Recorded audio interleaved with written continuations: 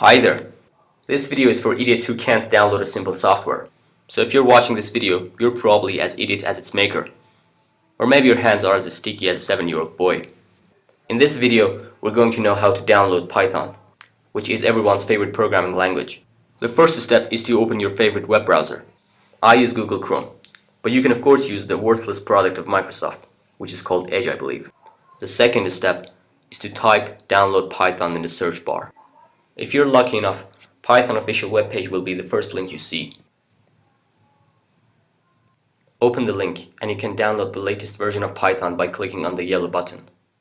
If you're an old guy and you suffer from Alzheimer, you can simply scroll down and download older versions based on the operating system you use. After the download finished, you can open the installation file and complete the process.